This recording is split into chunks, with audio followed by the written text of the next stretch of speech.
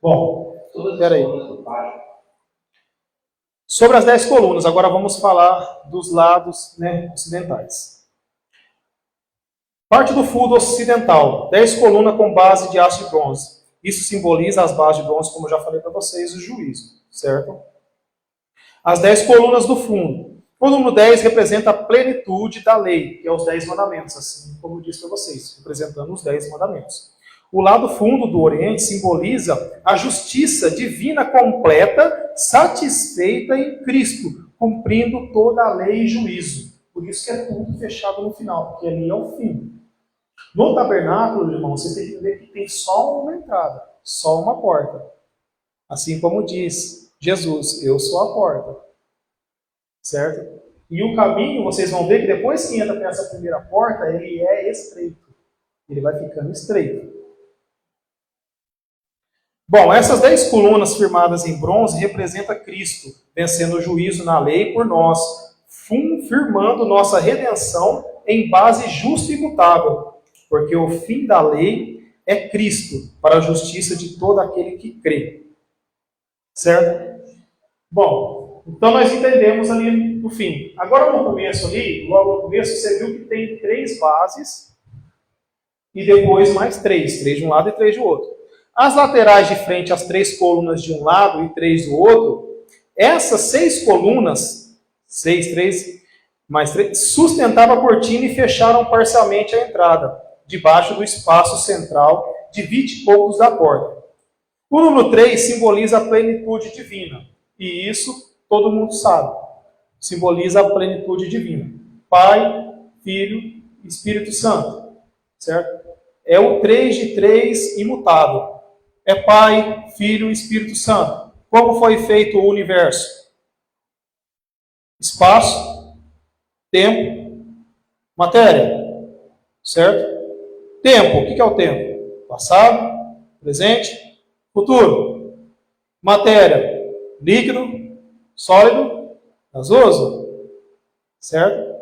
E espaço. Cima, baixo, frente, trás, lado e outro. Ou seja, altura, comprimento e largura. Entendeu? Então é 3 de 3. É a plenitude de Deus. Certo?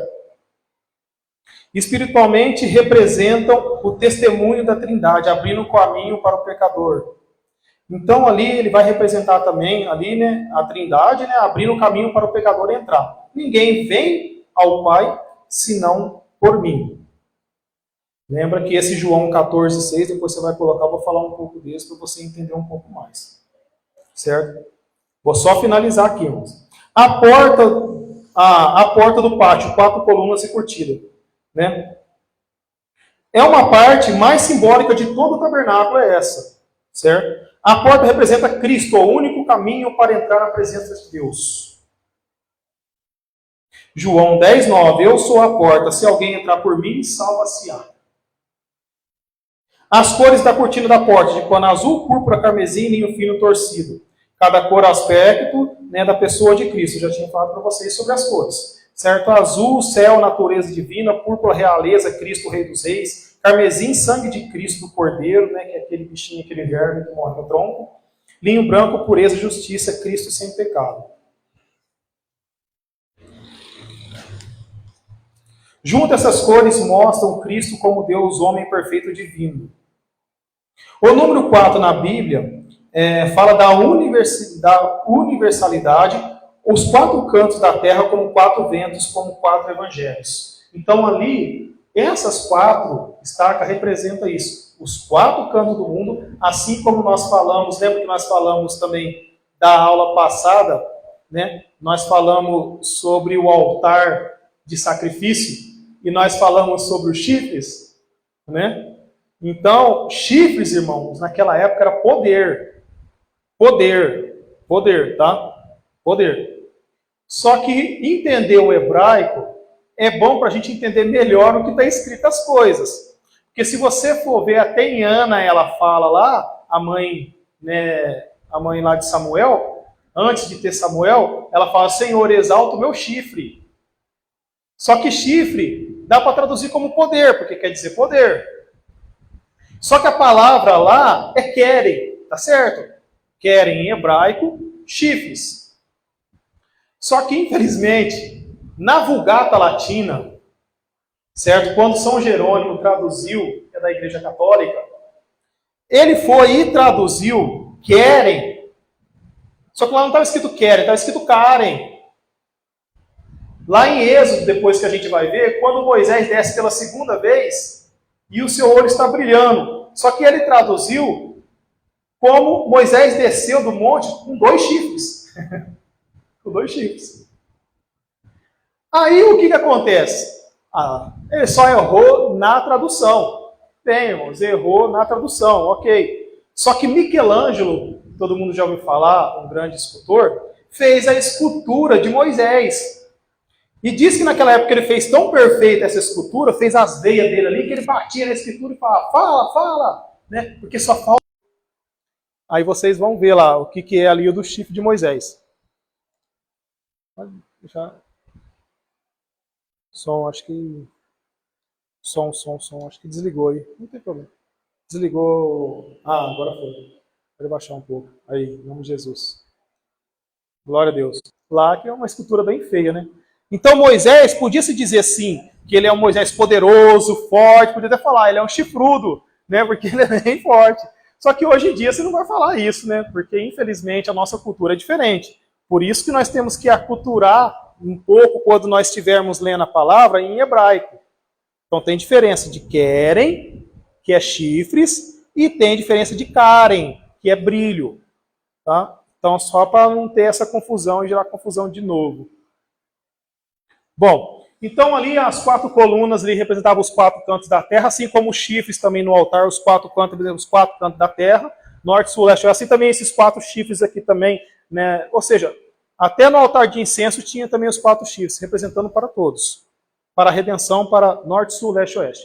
Só que na porta aqui do átrio, na porta do tabernáculo, também esses 4 chifres, eles representam também as 4 biografias de Jesus. Os 4 evangelhos de Jesus, que é Mateus, Marcos, Lucas e João, certo? Quando nós falamos dos 4 cálices, imagina, né? Toda Santa Ceia a gente fala, né? Vamos abrir Coríntios 1, 11, a gente lê, né? E como é que começa a Santa Ceia? Com pão, né?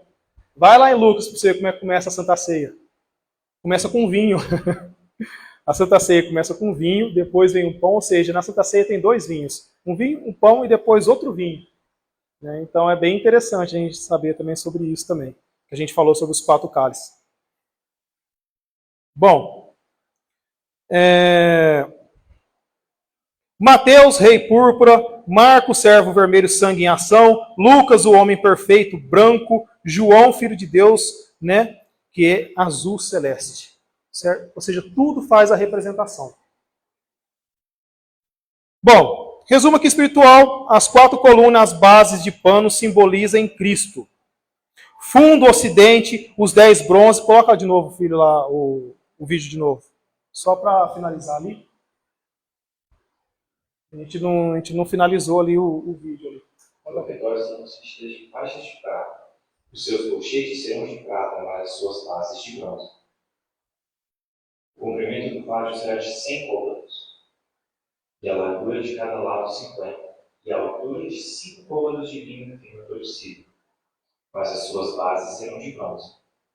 No tocante a todos os utensílios do tabernáculo, em todo o seu serviço, até as suas estacas, e todas as estacas do pátio serão de bronze.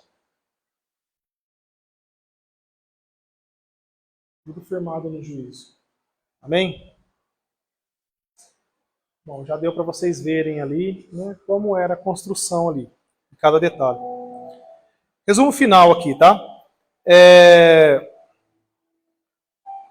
O fundo ocidente, as 10 bronze, que é o linho branco, Cristo cumpre a lei e o juízo divino. No fundo, né, Jesus cumpre a lei e o juízo divino, onde que está as 10 estacas. Né, lado ocidente. O lado direito, que são os 20, que são as pratas, o linho branco, simboliza a redenção e a pureza dos santos, certo? Lado esquerdo, 20 de pratas, linho branco, redenção e pureza dos santos. À frente, as laterais, que a gente viu 3 mais 3 simboliza o branco, o limite do mundo e a entrada.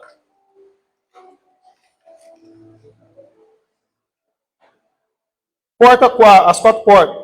Bronze, azul, púrpura, carmesim, branco, né? Cristo, o caminho, a verdade e a vida.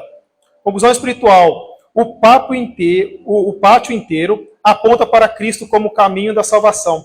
A base de prata é a redenção, aonde também foi redimido, né, os nossos pecados, aonde foi também vendido também por assim, prata, por 30 moedas de prata, vocês lembram, né?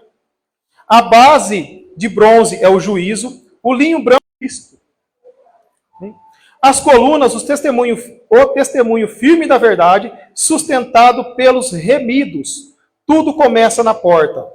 Cristo avança até o Santo dos Santos, a presença do Pai. Cada coluna... Não, coloca para mim primeiro João 14:6. Vamos entender. Primeiro João 14:6. Vamos entender uma coisa aqui, para deixar agora finalizado. E respondeu Jesus: eu sou o caminho, a verdade e a vida. Ninguém vem ao Pai a não ser por mim. Deixa aqui, coloca aquela imagem branca. O que Jesus quis dizer quando eu sou o caminho, a verdade e a vida? Bom, o caminho aqui são as palavras em hebraico, tá? A gente se lê Erie, Asher, Reie. Aqui, nós vamos estar lendo o seguinte. Vocês lembram que quando Moisés encontrou Deus ali na sarça ardente, e ele diz o quê? Ele diz o seguinte: eu sou o que sou, ou eu serei o que serei, certo? Erie, Asher, Erie. Eu serei o que serei. Na verdade, ali vai ser um pouco mais profundo ali. Vai ser assim, né? Eu vou ser aqui. Certo? É essa a tradução. Erie, Asher, Erie. Bom, depois, ele resumiu nisso tudo no eu sou. Diga que eu sou o enviou. Então ele resumiu, errei de jeito nenhum. Lá você vai falar, eu, Carlos, eu, Danilo, você não pode falar eu sou. Porque eu sou já vai vir aqui ó, no tetagrama. É egoim. Fala egoim, Danilo, entendeu? Egoim, Carlos. Você não pode falar eu sou. Porque na hora que você falar eu sou, já vai direto para o tetagrama. Então por isso que os judeus têm dificuldade de aceitar Cristo como Deus. Certo? Beleza. Até aqui, entenderam? E a XRE transformou tudo no tetagrama, o eu sou. Certo? Coloca aquela outra imagem, por favor, aquela imagem branca. Aquela outra imagem. Isso. Eu sou o caminho, a verdade e a vida. Eu sou o caminho, Haderek. Eu sou a verdade, Haimet. Eu sou a vida, Shain. Então, quando Jesus pronunciou, eu sou o caminho, a verdade e a vida, todo mundo ali, todo o povo judeu ali, porque ele veio para os seus que naquela época era judeu, entendeu que ele estava se referindo ao templo. Certo? Ele é esse tabernáculo aqui, ó, que eles fizeram em mãos humanas, vivo. Ele é o tabernáculo vivo. Haderek, eu sou o caminho. Ou seja, para você poder chegar, né, até a plenitude de Deus, para você se achegar a Deus, o único caminho é essa porta aqui do átrio. Essa porta aqui do átrio, o começo, é chamada de Haderek. Ou seja, para você primeiro, né, ir até Deus, você tem que ir a Jesus. Porque ninguém vem ao Pai senão por mim, assim diz Jesus. Ele não falou assim, não, ninguém vai lá ao Pai. Não, você tem que vir ao Pai. Entendeu? Você tem que vir primeiro a mim para depois você ir ao Pai. Então a primeira porta, Haderek. a pessoa está vendo aqui a porta. Ah, eu quero me encontrar com o Senhor. Então a primeira porta, Haderek, é o caminho. No caminho você vai ver o quê? O altar de sacrifício. Você tem que fazer sacrifício. Certo? Porque a justiça, o juízo de Deus está aqui para poder pagar pelos seus pecados. Depois Deus vai estreitando a porta. Ele fala o caminho é estreito. E depois você vai entrar no Haemetz, na verdade. O que tem lá na verdade? Lá na verdade, lá no Kadosh, você vai ver o quê? Você vai ver você vai ver o pão da propiciação, como a gente viu. Você vai ver o candelabro que ilumina e você vai ver o incensário. Porque depois que você se sacrificou para Deus, você começa a entrar nos santos. Quando você entra ali no santo, a primeira coisa que você vê, opa, eu sou, né, como Jesus falou, a luz do mundo. Eu sou o candelabro. O pão da propiciação é Jesus que me alimenta, é Deus que me alimenta. Então, quando você entra pela porta estreita, você já entende. É Deus que me alimenta, o sustento vem de Deus, eu sou a verdade e o caminho, aonde Jesus falou que venha a mim todos os cansados. Ele falou, venha até mim, porque eu sou a verdade, o caminho e a vida. Então, a luz é você. Ele vai falar assim, você é a luz do mundo, você é o sal da terra. Né? Salmos 119, 109, se eu não estiver enganado, lá ele fala, lâmpada para os meus pés e luz para o meu caminho. E automaticamente, você sendo isso, as suas orações vai chegar ao Senhor. Aonde que é a oração? O incenso ali aceso. A fumaça é a oração. Toda fumaça, depois a gente falar sobre isso, sobre o incensário. Toda fumaça do incensário é as nossas orações que sobem ao Senhor. E lá em Apocalipse vocês vão ver referência sobre isso. Onde o anjo pega as fumaças, são todas as nossas orações, que vai ser levada ao Senhor. E no final a gente entra para o Kadosh Kadoshim, que é o Santo dos Santos, que é a última, onde está a Arca da Aliança. Ali é a vida. Ali é a vida eterna. Ali é onde você se encontra com Deus, ali é onde você se encontra com Jesus. Então, irmãos, para que fique bem claro, né, isso daqui, para que vocês entendam que tudo isso vai fazer relação à palavra do Senhor. Eu só estou dando uma pausa aqui, explicando um pouco mais detalhado, porque isso é importante. Agora, mais para frente, vocês vão entender a palavra. Vocês vão entender que vocês são o templo do Espírito Santo, nós somos o templo do Espírito de Deus. Então não é de qualquer jeito, não é de qualquer forma. Então tem que passar por tudo isso. E nós, cada um de nós, passamos. Agora as nossas orações têm que ser aceitas por Senhor Jesus Cristo. Como nós vamos fazer isso? Sendo a luz do caminho, o pão da propiciação onde Deus nos sustenta, fazendo o que Deus pede, por mais que a gente não entenda, mas a gente faz para poder agradá-lo. Certo? Então, bom, por aqui então, eu vou então finalizar aqui, para não ficar muito comprido e muito extenso, tá? Mas no outro, nós vamos ver ali o altar do incenso, certo? Bom, depois de tudo isso que eu falei aqui, acho que eu falei até bastante, né? Já é quase 8h30, mas eu precisava, irmãos, dar esse resumo, tá? Alguém tem alguma dúvida? Pode falar, pode perguntar. Vamos às perguntas. Se tiver alguma dúvida, pode falar também a respeito. Nós estamos aqui para... Se eu não souber, eu vou dizer, eu não sei, acabou, depois eu procuro. Né? Mas o Senhor Jesus é que dá o ensinamento, o Espírito Santo que dá as respostas, né? Tudo de acordo com a palavra do Senhor. Bom, ficou bem claro então os utensílios: bronze, prata, ouro, linho branco, as vestes, né? As vestes brancas que representam nós. Nós somos guiados, por isso que nós somos a igreja, nós somos um só e o cabeça é Cristo. Né? Que é a redenção que nos une em Cristo.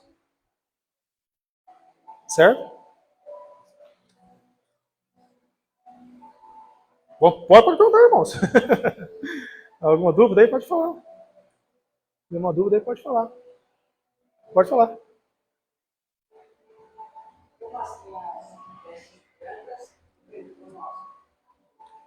Não entendi?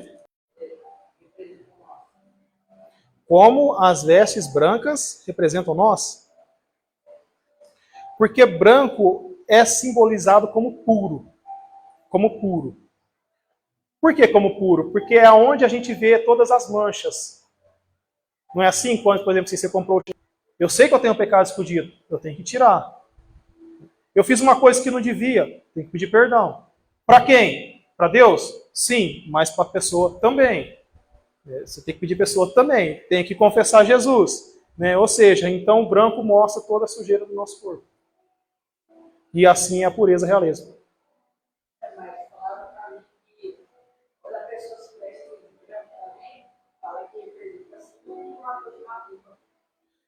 Infelizmente, Satanás quer copiar tudo, né? Satanás quer copiar tudo, né, filho? Então, ou seja, né, no espiritismo, né, Umbanda, eles querem tudo copiar. Quero convidar então a irmã Ana aqui para orar por nós, para finalizar.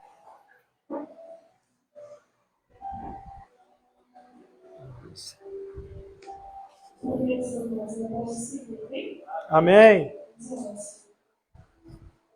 Glorioso Deus, amém, Pai, Espírito Santo, na verdade. Te louvamos, Deus, te glorificamos, meu Senhor, por esta oportunidade de estarmos reunidos, Pai, em comunhão, pelo Espírito.